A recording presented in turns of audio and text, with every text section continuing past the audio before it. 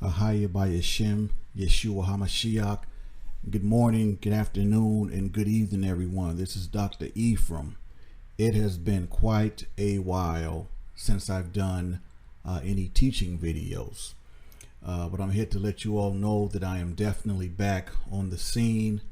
I actually never left. I was putting more emphasis on our Facebook community, kind of really getting that popping.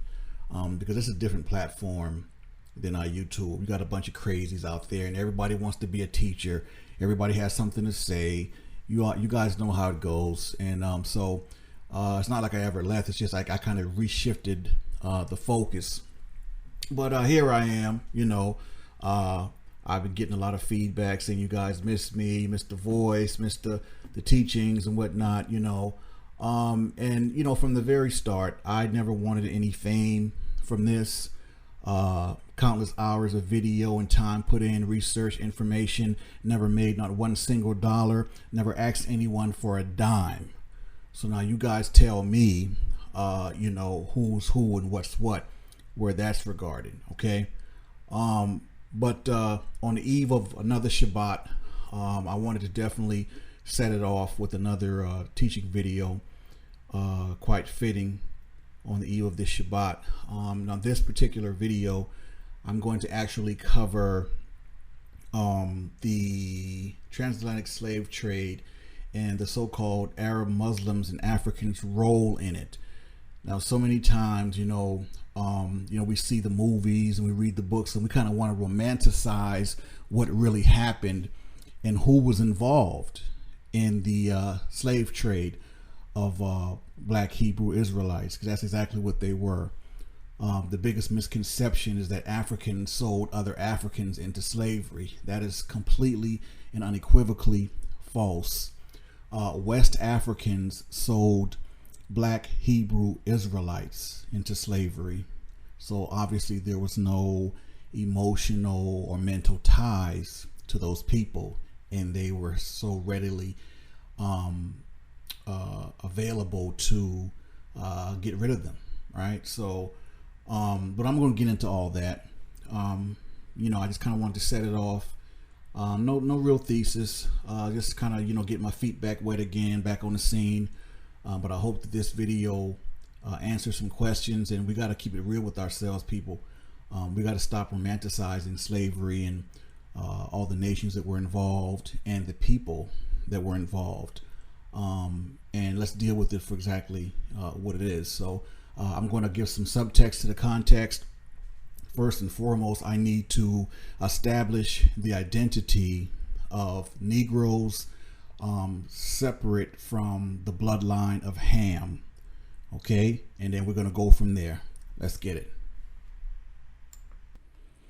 Okay, before I officially set off the presentation, I thought this was very important. I kind of want to get this out there real quick. Sort of disclaimer, if you will. But I've been doing this for a while, and I've seen a lot of different type of people come and go. There's a bunch of naysayers, a bunch of negative spirits, a lot of lost Negroes, brothers and sisters out there who just refuse to believe. It doesn't matter what type of proof, scriptural or genetic, they're just not going to believe, right? And I'm totally okay with that. I don't think, you should waste your time and energy trying to argue with someone who just is not going to be inclined to believe what you're saying. I mean, it's pointless, and it's a waste of time and energy. Those who are supposed to get this truth, they're going to get it and understand it immediately and take to it like a fish to water. I've never tried to call myself jumping up and down saying, everybody, please believe me, please believe me. You get it or you don't. You're responsible for your own salvation. It's just like this meme says, for those who believe, no proof is necessary. For those who don't believe, no proof is possible. And there's a lot of people out there who just refuse to believe. I mean, scripture is very explicit in who the children of Israel are by the curses. And the Most High raised me up by his graces to verify that with our DNA. I mean, it doesn't get any more profound than that. and people still refuse to believe. So either you believe it or you don't, but that's on you. All right, so here we go. Now, by now, everyone knows, or everyone should know, that this passage right here that's found in the Zondervan Compact Bible Dictionary is what got everyone in an uproar. I mean, to the point where, the naysayers, they started trying to attack Zondervan and just, I mean, it's just crazy. Forget that the information is true and correct. Forget that. It doesn't fit with the narrative of what they want to believe. So they'll just attack who and whatever. It doesn't matter. But anyway, not to get off on a tangent. They didn't just pull this out of their behind. This passage, it says Ham, the youngest son of Noah, the progenitor of the dark races, not the Negroes. That would be us, the E1B1As, but the Egyptians, the Ethiopians, Libyans, and Canaanites, or Hamitic Africans. Yes, for those of you who don't know, Canaanites were the original, they were Hamitic Africans that lived in Canaan back in those days, but it wasn't called what it's called now, which is actually Israel. Canaan was Israel. So they possessed that land. They were known by the land pretty much. So they were called Canaanites, but those are your Hamitic Africans. Okay. And this is really a simple thing, a simple genetic thing and a biblical thing, because like I said, they didn't just pull this passage from their behind. This is actually from Genesis 10:6, giving us the genealogy of Ham. They gave us some extra stuff and threw us a bone when it clearly said not the Negroes, because that's what set me up to bring me forth. And the Most High raised me up, because basically, if what that passage was saying was true, then genetically Negroes, or our people, the people who came on those slave ships over here to North America and all over the transatlantic, would not have the same Y DNA haplotype as those dark races that Ham became the progenitor of. It's as simple as that. And guess what? We do not. The descendants of Ham possesses the E1B1B1 Y DNA haplotype. This is a genetic fact. Negroes, myself, and a lot of other people across the world, we possess the E1B1A Y DNA haplotype. Okay?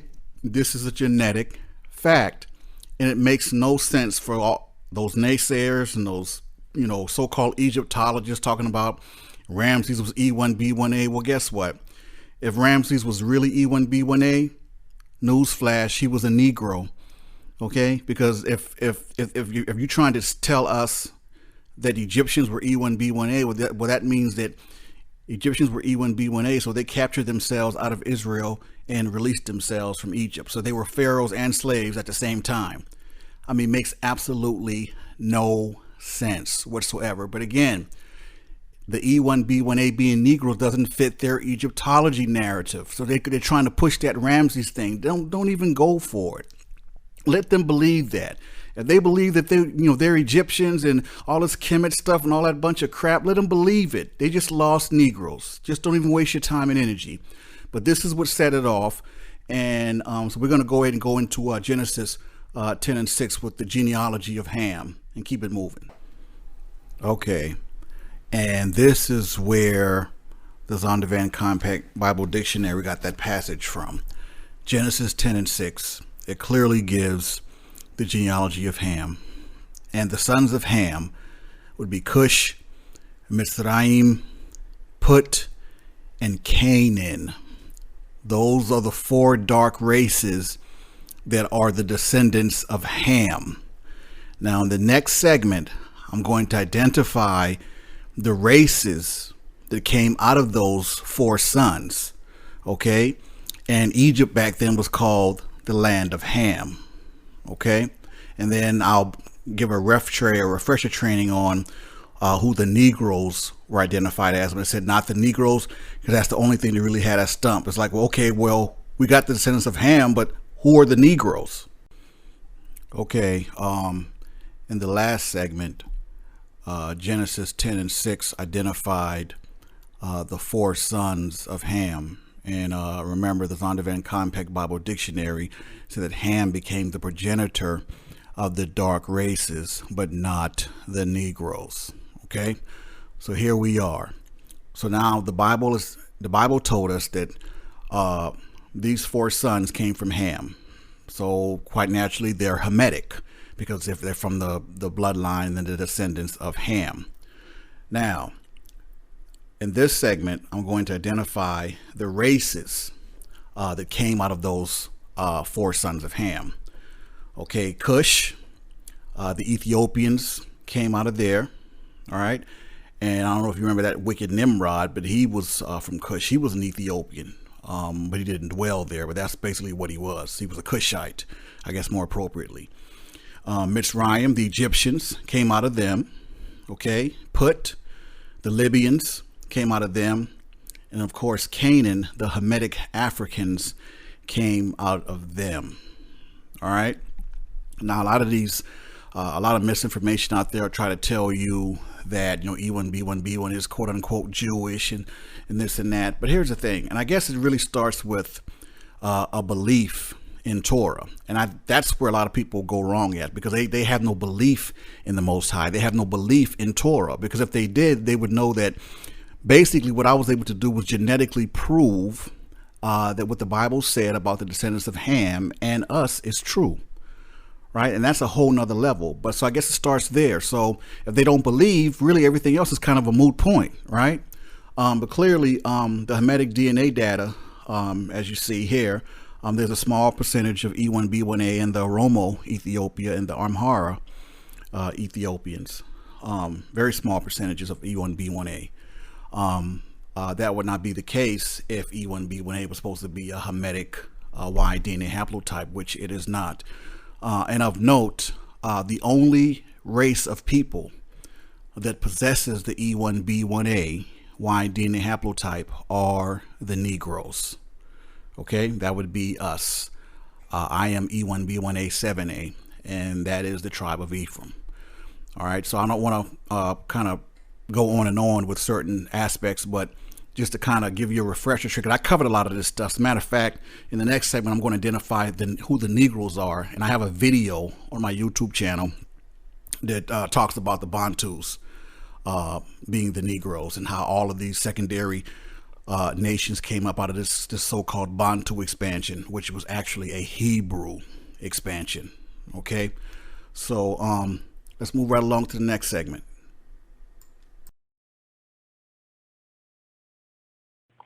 Of any of the black races of Africa, including, besides the Negroes proper, Bantus, that Bantu word, Pygmies, Hottentot, and Bushmen. Maybe that's the reason why they have the clicks too. See language table. Secondary is a black man, a person having more or less Negro blood, more or less. Look at Negroid. Negroid, characteristic of or like the Negro or Negroes. A member of a race perceptibly sharing Negro blood. That means, looking black. Or displaying Negro traits, especially a Bantu. And there it is there. The Bantus were identified as the Negroes that the Zondervan Compact Bible Dictionary was referring to when it said not the Negroes. I included that definition in my groundbreaking E1B1A comprehensive video that came out a couple years ago. And yeah, that was pretty groundbreaking. I don't even know if you can find that dictionary with that definition, but clearly that was a dead giveaway right there. Negro Bantus. Like I said, supposedly the Bantu expansion took place approximately 4,000 years ago. And again, I have a video on the Bantus being Negroes.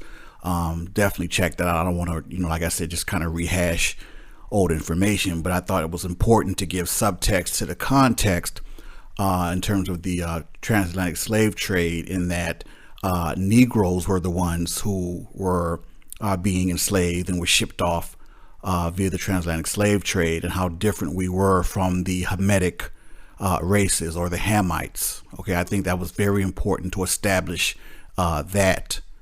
So with that being said, on to the next segment. The Bantus are Negroes, and we're all essentially Bantus.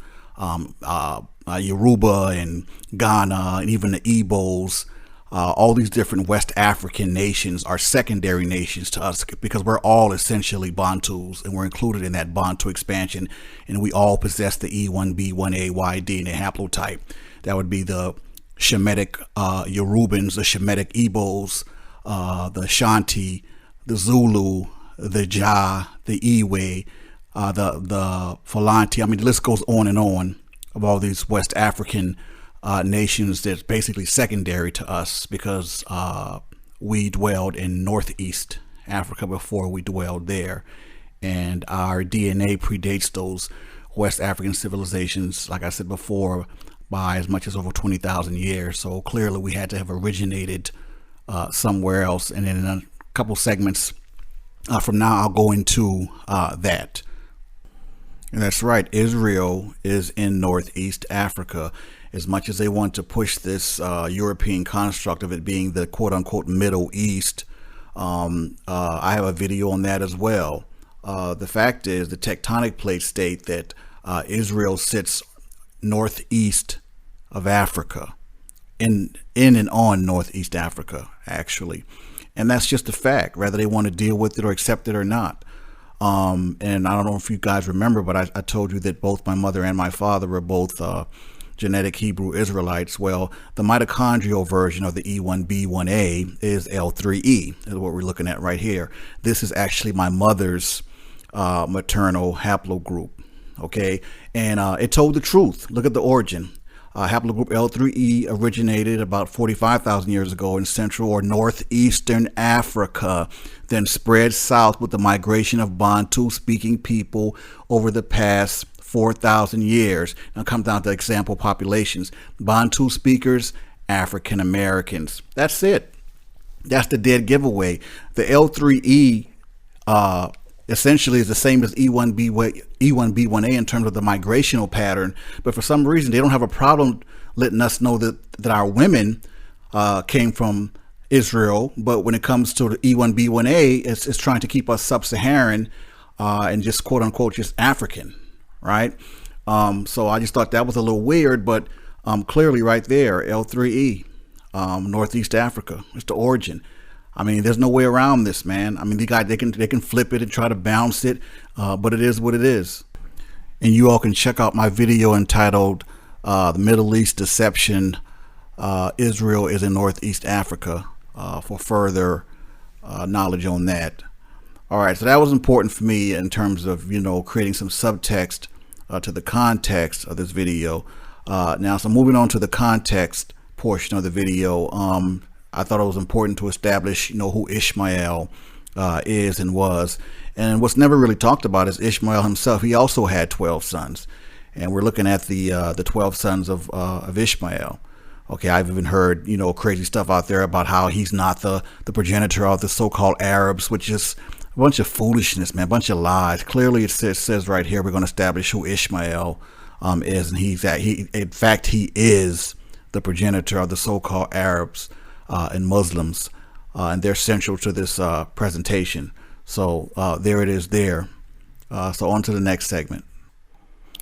Okay, now in Genesis 17 and 20, the Most High was explicit in that he was going to bless Ishmael and make him a great nation. And it says, quote, "And as for Ishmael, I have heard thee," talking about Abraham, "behold, I have blessed him and will make him fruitful and will multiply him exceedingly. 12 princes," meaning 12 sons, just like the 12 tribes of Israel, "shall he beget, and I will make him a great nation." So when these Hebrews be out here trying to bash Islam or Muslims, I mean, what are they really doing? Clearly it says here, the Most High has blessed that nation. I mean, let's think about it. For what it's worth, the Arab Muslims, they've never been enslaved. They're extremely rich. I mean, the list goes on. And Genesis 17:20 tells us that the Most High is clearly behind that nation. But at the same time, the Ishmaelites had a role to play as well in terms of the chosen seed. See, our responsibility was much, much greater and higher because we came up out of Isaac. As the chosen seed, our responsibility is greater. It's almost like the classic, we know better, right? And we have to be the example. And, we have not been that. Not even close, not to go on a tangent, but I mean, that's what it is. Ishmael was the progenitor of the so-called Arab Muslims. They were called Ishmaelites back then. And there are seeds of Ishmaelites walking around the earth today. But of course, to know them, you'd have to take a DNA test because the so-called Arab Muslims that are in power right now are actually Edom. And here are the prototypes for your original Ishmaelites before all the blood mixing, because you have to remember Ishmael was Abraham's firstborn son. Abraham was a Negro, and Ishmael's mother Hagar was an black Egyptian woman. So clearly Ishmael was a black man with Negroid type features. So like I said before, all the race mixing, these are the people that were going all throughout conquering stuff, calling them Moors. History would have you believe that the Moors were some kind of different race of people somewhere, but the Moors were nothing but the original Ishmaelites, but they were sort of black and dark skinned. They called them Moors to refer to them as black, but all the Moors were the original Ishmaelites. Believe that. And the second set or group of people in the contextual sense are the Hamitic Africans, or they were known, like I said, back then as the Canaanites. They were basically dispossessed from the land of Canaan, which was Israel, by Yehoshua, because that land was promised to the children of Israel. Well, clearly they did not want to leave. So, they basically were forced to dispossess that land, and many of them had a grudge even to this day, and they always remember that they were basically kicked out of Israel. But Israel was occupied by so-called Hamitic Africans. They were called Canaanites though. So they held that grudge, and believe it or not, even to this day, a lot of Hamitic Africans still are pissed off that they were basically dispossessed and kicked out of Israel and still consider Israel theirs. So of course they had no soft spot in their hearts when 70 AD came along and the Romans destroyed Jerusalem, and that's when all hell broke loose, and all of the children of Israel were forced to flee to get away from further persecution and enslavement. And one of the main questions I always get is, well, why is most of us so-called African Americans and all the Negroes of E1, B1A, why are we mostly saturated in West Africa? Well, there's a simple answer for that. Well, when the Most High scattered us, number one, it was hard to find a nation that would take us in, or that wouldn't look at us as enemies or hate us. They couldn't go to the north because the Arab Muslims were there, and they were waiting to enslave us and kill us, even force us to convert to Islam.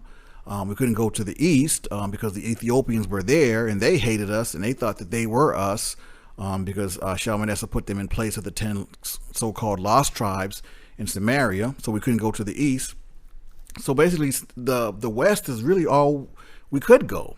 So that's why we're mostly saturated in West Africa and a little bit of the south, but mostly West Africa, because that was the only safe haven, right?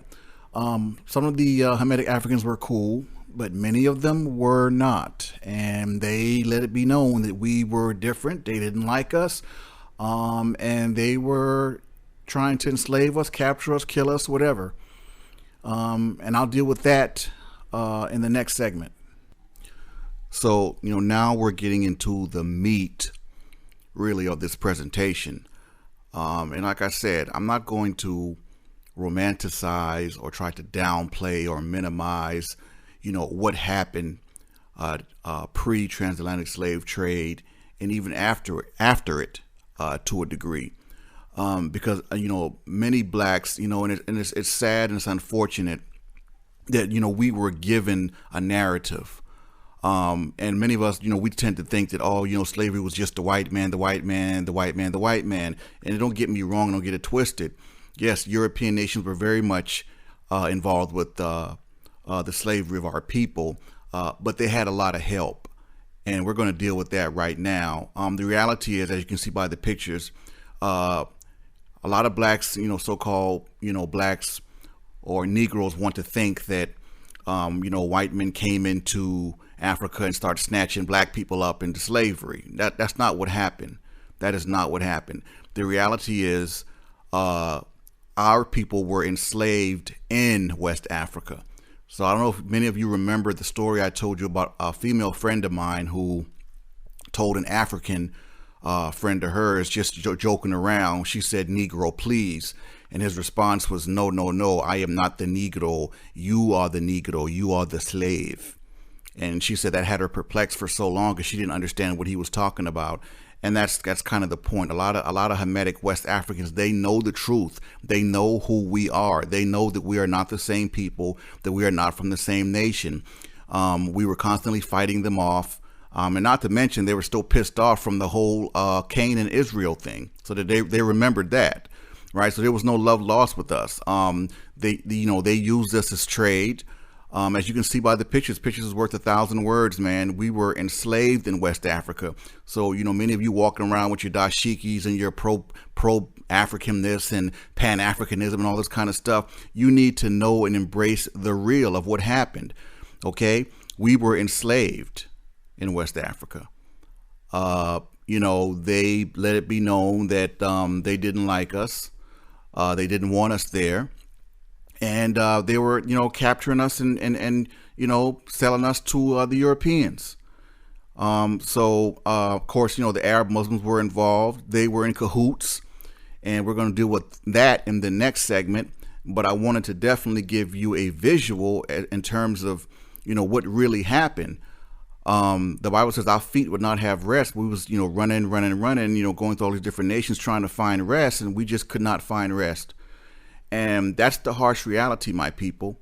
The biggest misconception is that Africans were selling other Africans into slavery. That is just pure bullshit. Excuse my French. West Hamitic Africans were selling black Hebrew Israelites into slavery because there was no emotional ties there. There was no love lost.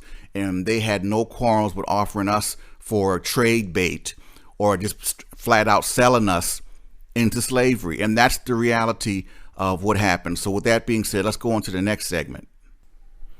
I made a similar post in our Facebook community, and a few couldn't seem to grasp what I was saying when I said that if you're a so-called Christian and a Negro, or you might as well claim Islam.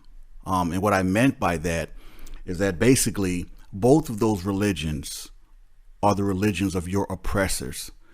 So if you're a Negro and a so-called Muslim, whether you're a Sunni Muslim or a Nation of Islam Muslim, you have no right or place to come down on Christians because they're quote unquote embracing the quote unquote white man's religion or the oppressor's religion when you're doing the same exact thing. It is a fact. It is a historical fact that Arab Muslims enslaved our people, marched us across the Sahara like cattle. Okay, they know who we were. They know who we are. To this day, they still call us Abid, which is Arabic for slave. Okay, this is the truth. And Minister Farrakhan knows this, and I'm going to get into that a little later. But yeah, you brothers and sisters have no place to look down on the Christian brothers and sisters. I mean, y'all embracing and oppressive religion just as much as they are. So, I mean, what? So maybe by me saying that, vice reading it, people could understand what I meant when I made that analogy. Okay. Both religions oppressed our people. And that's basically what I was just trying to get across, bottom line.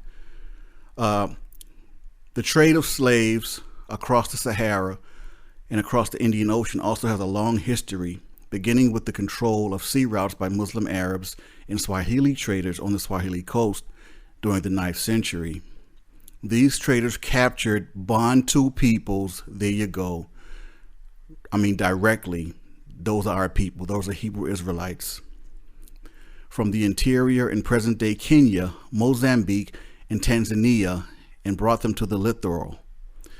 There, the slaves gradually assimilated in the rural areas, particularly in the Uganda and Pemba Islands.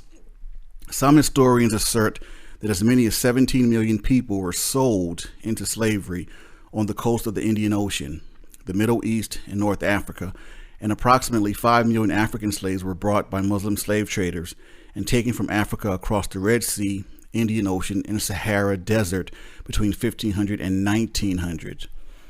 The captives were sold throughout the so-called Middle East. This trade accelerated as superior ships led more trade and greater demand for labor on plantations in the region. Eventually, tens of thousands of captives were being taken every year. The Indian Ocean slave trade was multi-directional and changed over time. To meet the demand for menial labor, Bantu slaves, Negroes, our people, Hebrew Israelites, brought by Arab slave traders from Southeast Africa were sold in cumulatively large numbers over the centuries to customers in Egypt, Arabia, Persian Gulf, India, European colonies in the Far East, Indian Ocean Islands, Ethiopia, and Somalia. Wow. Slave labor in East Africa was drawn from the Zanj, Bantu peoples that lived along the East African coast. Wow. Everything lines up, people. Everything lines up. The Arab trade of Bantu slaves in Southeast Africa is one of the oldest slave trades, predating the European transatlantic slave trade by 700 years. Male slaves were often employed as servants, soldiers, or laborers by their owners, while female slaves, including those from Africa, were long traded to the Middle Eastern countries and kingdoms by Arab and Oriental traders as concubines and servants. So my people, I'm going to end this segment before I get to the next segment by saying this. As much as you want to be or think you're Muslim or think you're Christian or think you're Nubian or think you're so-called Moor, all these different things, exotic type things, my Negro peoples, I'm here to tell you, you are not. The reality is our people, the Negroes who were on those slave ships coming to North America and shipped all across the transatlantic and all over the world, we are from the bloodline of Shem.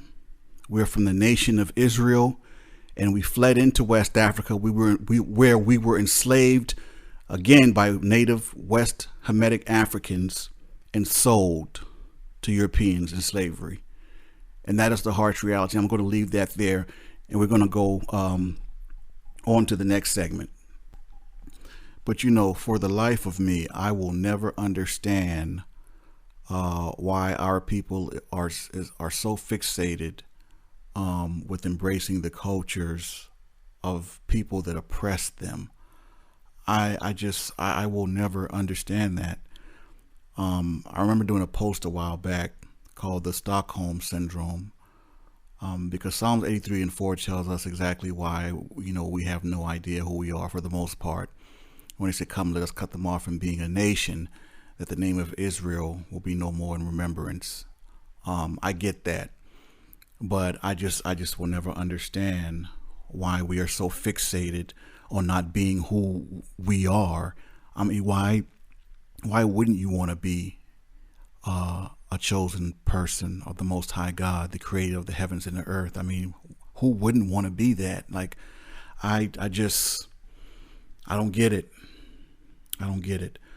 But sorry for the sidebar and tangent, but moving right along. In 1808, British Parliament passed the Slave Trade Act of 1807, which essentially outlawed the slave trade, making it illegal to carry enslaved people using British ships, but not slavery in itself. And that's a big misconception. in around 1820 or so, some African king inquired why the Christians weren't willing to trade slaves anymore, since the Muslims were very eagerly doing so. The civil rights movement of the 1960s have left many people with the belief that the slave trade was exclusively a European USA phenomenon and only white people had a hand in or were to blame for it. Now, those of you who know me know I'm not real big on that whole blame game. If you took part in whatever, you're a part of it, period. While being careful not in any way to diminish the role that many European nations had in the infamous slave trade, the reality and level of involvement of others, namely the native Hamitic Africans, or the E1B1B1s, and so-called Arab Muslims. Many records, historical documents, books, etc. details specifics of the slave trade and will show that the modern slave trade flourished in the early Middle Ages as early as 869, especially between Arab Muslim traders and West African kingdoms. For all you moral enthusiasts, the most important aspect of that trade should be that Arab Muslims were selling goods to these West African kingdoms, and the West Africans were essentially paying the debt with the dark people they had no emotional or spiritual ties with, the captured black Hebrew Israelites. In most instances, no violence was even necessary to obtain those slaves. Contrary to legends and novels, Hollywood movies like Roots and whatnot, the white traders did not need to savagely go into these villages and kill entire tribes or try to capture entire tribes of slaves. That's just not what happened, my people. It's not. It's fantasy. All they needed to do was bring goods that appealed to the kings of those tribes or the leaders of those tribes. The leaders would gladly engage in trade. Apparently, the human lives of Hebrew Israelites meant very little. I mean, after all, many of them were already captured and made slaves by the Hamitic Africans in West Africa anyway. And not all of West Africa. Now, I need to point that out. Not all Hamitic Africans are guilty of having a hand in the slave trade, but again, many of them do. And I'll get into that in the next segment and what they tried to do about it after the fact, which is really, to me, adding insult to injury. But anyway, more on that later. This relationship between Arab Muslims and the West Hamitic Africans explain how slavery would ultimately become exclusively a quote-unquote black thing. Ancient slavery, for example, under the Roman Empire, was based more on economic class than color or ethnicity. In other words, slaves were both, or could be both, white and black. Discrimination based on skin color didn't really start until German anthropologist Johann Blumenbach injected his opinion that the world consisted of 5 basic races. That would be Caucasian, Mongolian, East Asian, Ethiopian, and American, or Native Indian. And then you throw in the German-originated eugenics and feelings of Caucasians allegedly being the superior race of the 5, and there you go. In the Middle Ages, majority of European countries allegedly outlawed slavery, but the West African kingdoms remained willing to trade. Clearly, these kingdoms didn't own or have any white slaves to trade, so this is how the trading and selling of black Hebrew slaves became exclusive. Then the Arab Muslim trade of Hebrew slaves declined rapidly when Arab domination was reduced somewhat by the emerging European powers. Now note, Arabs continued to capture and sell slaves, but mostly in the Mediterranean. Whites professing Christianity at some point in time began to oversaturate in Africa. The first ones were the Portuguese, who, applying an idea that originally developed in Italian sea trading cities and often using Italian venture capital, started exploiting sub-Saharan slaves in the 1440s to support the economy of the sugar plantations, mainly for their own African colonies of Sao Tome and Madeira. The Dutch were the first, apparently, to import black Hebrew slaves into North America. Those are your culprits for that. But Hebrew slaves had already been employed all over the world, including South and Central America. History tends to focus on what happened in North America because the United States would eventually actually fight a war, the Civil War, over slavery. And it's in the U.S. that large sectors of the population would start condemning slavery, contrary to the indifference that Arab Muslims and most Europeans showed for it. Even after Europeans began transporting black Hebrew slaves to America, most trade was just that, trade. Truthfully, in most cases, the Europeans didn't need to use force to get these slaves. The slaves were sold, more or less legally, by their native African captors. So-called scholars estimate that about 12 million black Hebrew slaves were sold by Africans to Europeans, most of them before 1776, when the USA wasn't yet born, and 17 million were sold to Arab Muslims. Now, keep in mind, these numbers are approximate. The legends of European scavengers capturing free black people in the jungles of Africa are mostly just that, legends. Now, a few loose cannons might have stormed some tribes, in an attempt to extract black people and make them slaves, but that most definitely was not the norm. And like I stated before, the movie Roots made this scenario popular with the scene of, Kunta Kinte being captured with the net and all this kind of stuff by over-sensationalizing what actually happened. Cinematography for cinematography purposes.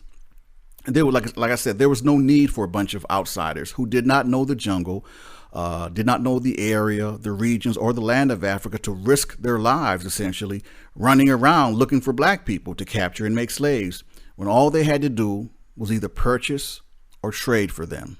I mean, simple as that. The latter making much more sense for what actually happened. No more romanticizing. We're dealing with hard, actual facts. Much of what you've heard or read is true.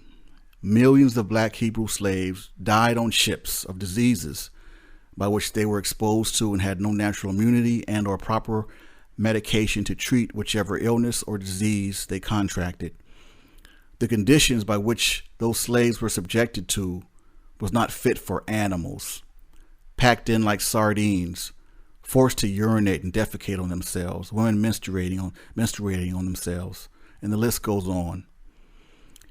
As creative as I am, it's difficult for me to imagine the horror, indecency, shame, and humiliation they had to endure, while coming to grips mentally and emotionally that they were headed for a land they did not know, nor did they ask to go. And more importantly, they had no say whatsoever in not only their freedom, but their persons. Millions of Hebrew Israelites worked for free to allow the Western economies to prosper. And the economic interest in slavery became so strong that the southern states of the United States opposed repealing it. Truthfully, it's not really about laying or placing blame on who was more responsible or less reprehensible for slavery.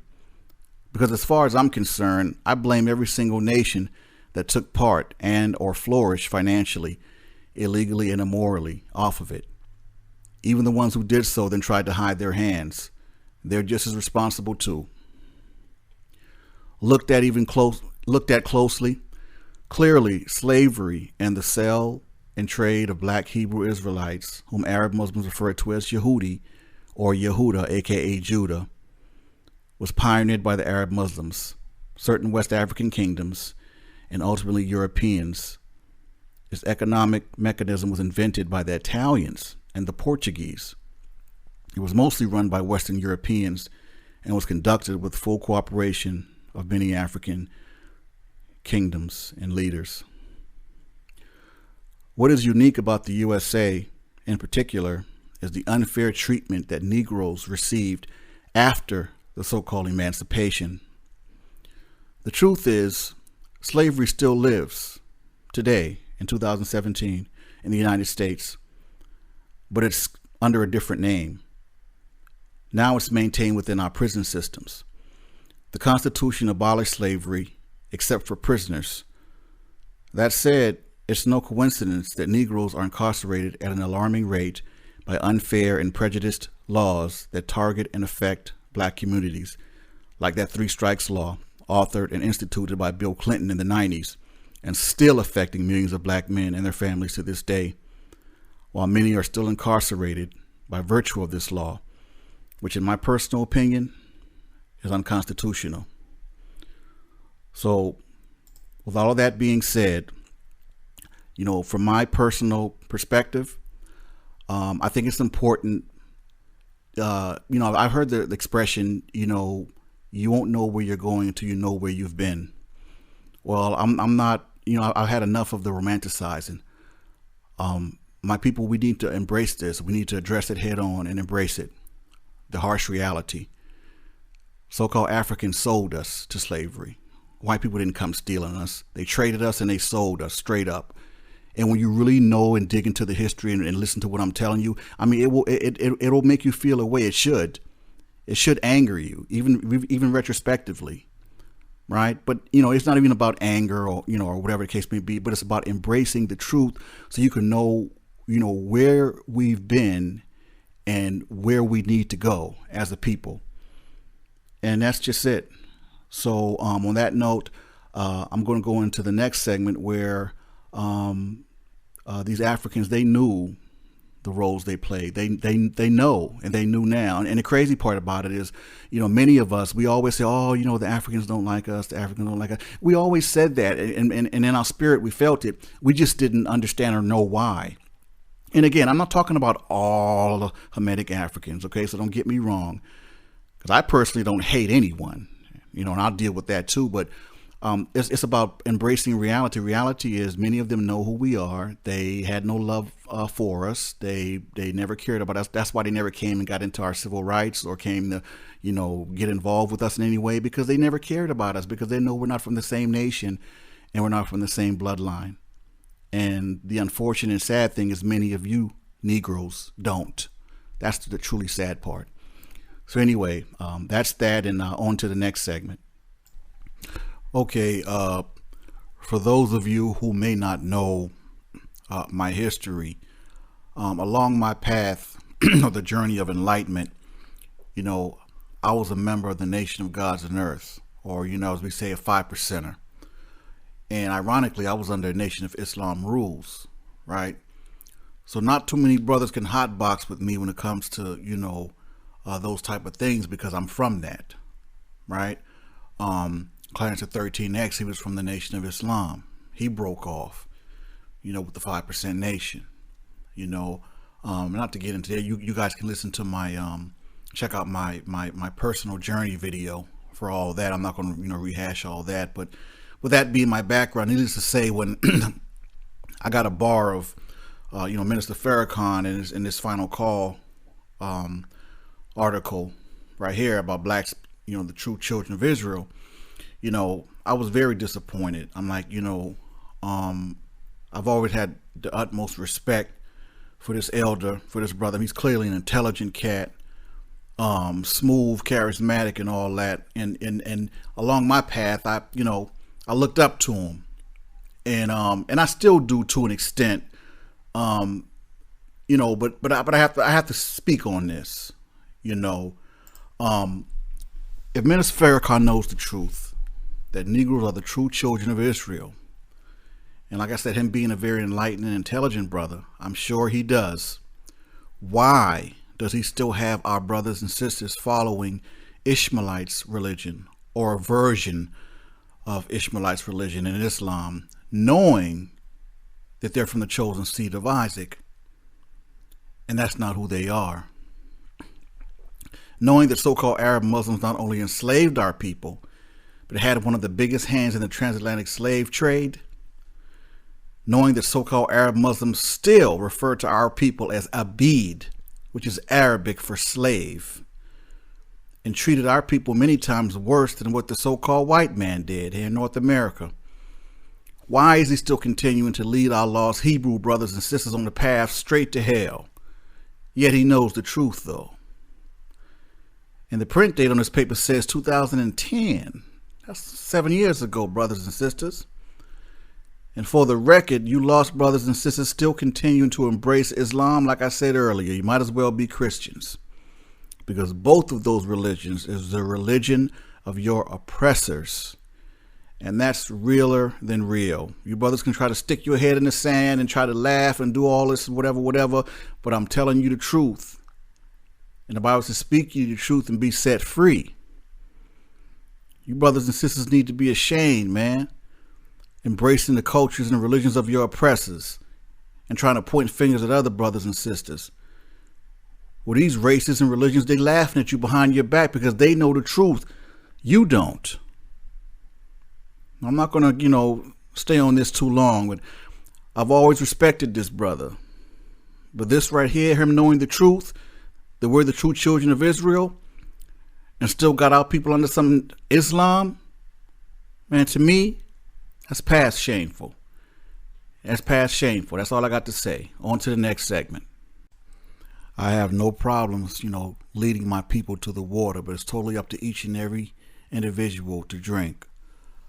All right. So in this segment, on those slave ships, this is what you would call a smoking gun.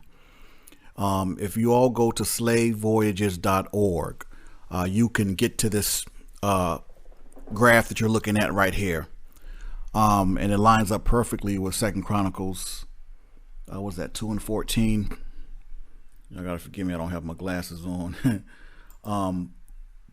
7 and 14, 2 Chronicles 7 and 14. And it says, if my people who are called by my name shall humble themselves and pray and seek my face and turn from their wicked ways, then I will hear from heaven and I will forgive their sin and I will heal their land. Now, the operative for this scripture and verse, if my people who are called by my name.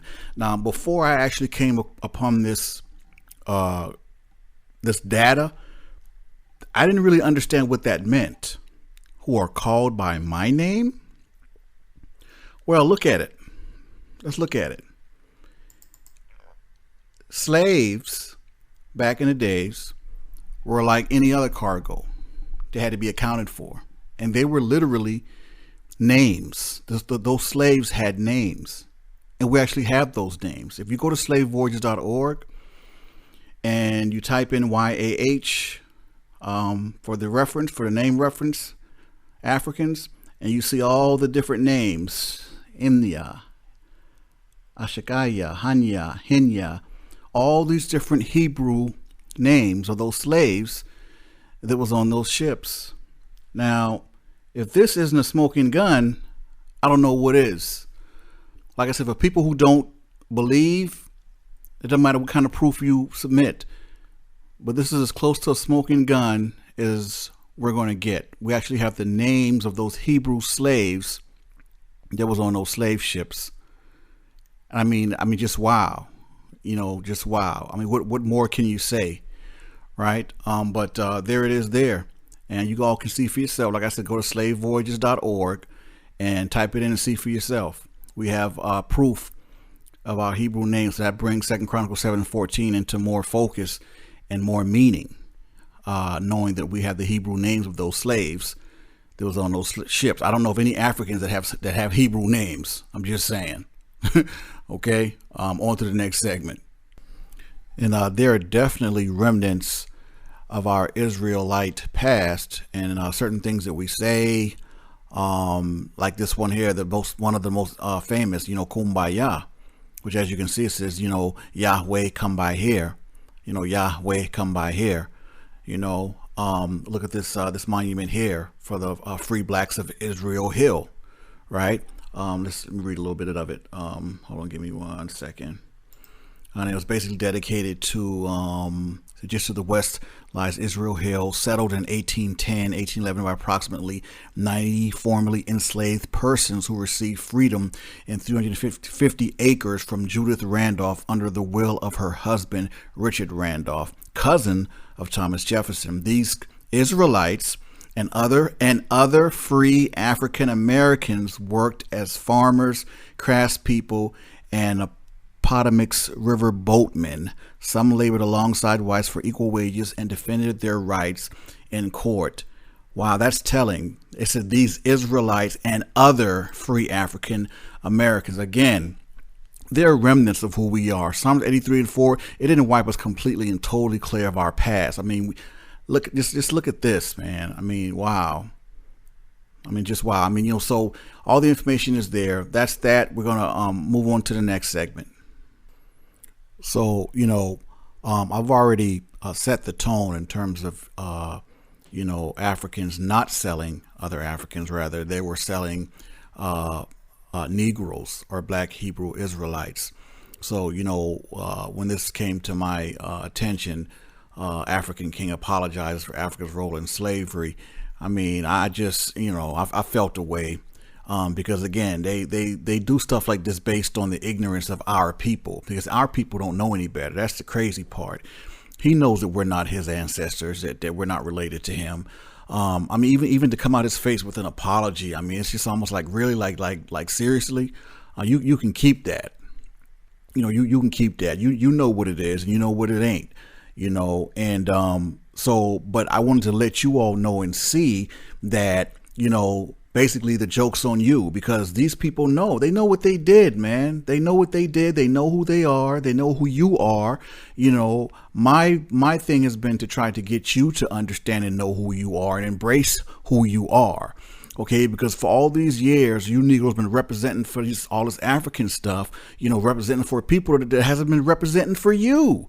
I mean, that's crazy if you really think about it. Now, let's read what he said. It is painful. It is a painful part of our past that often goes unspoken. When exploring the transatlantic slave trade, it is rare to discuss the role of Africans in the selling and trading of other Africans. Recently, Capoto Zume Hakpan III, the king of Porto Novo, a province of the West African country of Benin, visited Hobson City, Alabama. Hakpan was the guest of a local family, the Cunninghams, of whom he is distantly related. While there, Hakpan offered his apologies to his American brothers and sisters, according to the Anderson Star. Quote, "I want to apologize for the role my ancestors played in the slave trade," Hakpan said through his translator. "I knew one day I wanted to come to this land and ask forgiveness of my black brothers and sisters. I wanted to cross the ocean to see the land where my ancestors suffered." Man, give me a break. And black people will eat that up because they don't know any better. They're unlearned, man. I mean, we've been fed this false narrative for so long. Brothers like me come along and y'all think I'm talking crazy. Y'all think I'm on some other stuff. But anyone that knows me and knows,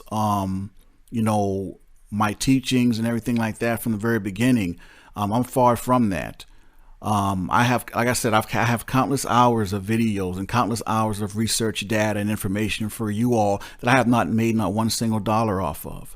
Never have I asked for any money whatsoever, right? My heart is, I don't have a 501c3, none of that. So my heart is in the right place, right? So, I mean, anybody could miss me with that because I have not gained in any way financially from this. Just what I'm telling you and what I've been, taking the time to do for you, I have not gained in any way. I have no reason to do what I'm doing other than to do what the Most High instructed me to do and called me to do. And it's as simple as that. But yeah, that was important. I wanted to include that in this segment, and so you guys can see like what I'm talking about. Like there is a distinction. Okay, we're not quote unquote African, and when I say we're not African, let me be clear in that. Okay, because again, a lot of people don't seem to understand when I say we're not African. First of all, Africa is not a nation. Africa is a continent that houses several nations. Okay, normally a group of dark people are known by the nation that they come from or that they dwell in Africa. Okay, so when we say we're not African, it's because to say or label us as African, it strips us of our dignity and our rightful place to be called by our nation. And our most original nation, not our secondary nation in West Africa, but our most original nation where our people originally came from. That's why on that form it says country of national origin. Okay, the country of our national origin is Israel.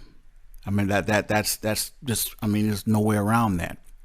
Right, so it's no disrespect or trying to say, I mean, we're all from the continent of Africa, but Africa is not a nation. to call us to go as far as to label Negroes in America African American. I mean, that's, to be honest with you, that's disrespectful. They're calling us a continent and a nation. They got us all screwed up, right? You know, African and American. Like, what is that, right? But we're the only race of people, you know, so honored, right, to be called a continent and a nation. But anyway, not to go on a tangent, that was important for me to include that. And I'm going to go ahead and give a summation. Maybe I'll include another segment, then my summation, and we're going to close this this presentation out. All right, so here we go. We have reached the end of this presentation. So with that being said, I'm going to go ahead and go into the summary and close it out. Traditionally, Negroes in general, so-called African Americans specifically, have been programmed, force-fed, and taught a bunch of lies on top of lies about who they really are and where they really come from, what language they spoke, what was their religion, who was their God, and the list goes on and on. The plan to deprogram the Negro and wipe their memory clean of anything having to do with their true history, starting on their voyage and journey to lands they more than likely had never seen or heard of. The making of the Negro slave, one could argue, started long before the transatlantic slave trade.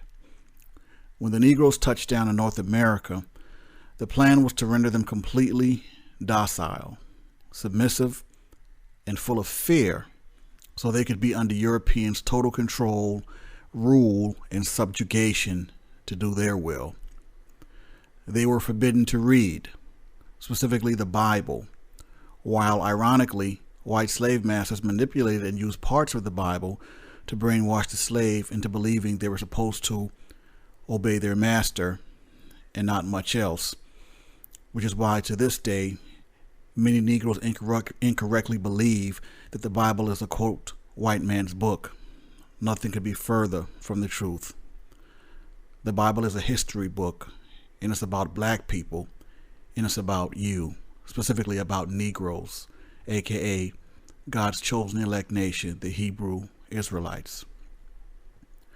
Now, how these Negroes found themselves in this new, humiliating, and totally degrading position first started with their disobedience and disregard for the covenant they had with the Most High God of Israel.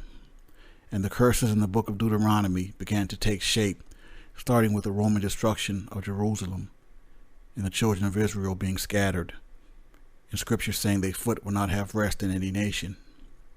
How true that was and is to this day. There were several nations that had a hand in the slave trade, but no hands were bigger than Arab Muslims and certain native Hamitic West Africans. His story would have the Negro believe that their history essentially started with slavery.